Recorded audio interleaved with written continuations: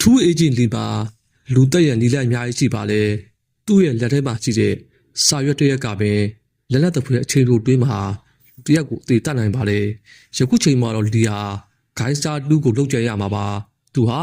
ဂိုင်းစတာနဲ့တွေ့ဖို့လုံခြုံရေးကိအစစ်အစဉ်မှာသူ့ရဲ့ခန္ဓာကိုယ်တစ်ခုလုံးကိုလည်းစစ်ဆေးအတည်ပြုရပါတယ်သူ့ရဲ့ကိုယ်မှာလက်နက်မပါကြောင်းအတည်ပြုပြီးသည့်တိုင်အဆောက်တွေကသူ့ရဲ့နောက်ကလိုက်လာပါတယ်ထိုနေ့ပါဂိုင်းစတာ2ကဒေါ်လာတန်း200အကုန်ကြခံပြီးဖော်ပြပါဂိုင်းစတာကြီးကလှုပ်ကြရန်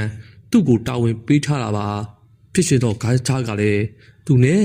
မဖြစ်မနေတွေ့ရဖို့အကြောင်းရှိနေပြီး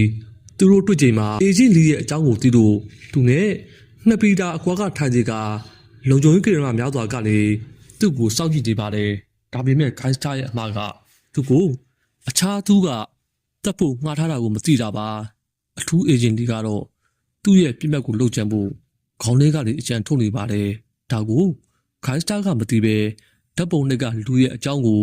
သူ့ကိုရှင်းပြနေတယ်မှာဒီကထိုဓာတ်ပုံကိုပင်ဓာတ်အဖြစ်ပြောင်းလဲကချက်ချင်းဂိုင်းစတာရဲ့လက်ရောက်တဲ့ကိုဖိုးသွင်းလိုက်ပါတော့တယ်အပြင်ကအဆောင်များကသူတို့အချင်းချင်းနှုတ်ဆက်နေရလို့ပဲထင်နေတာပါဒီက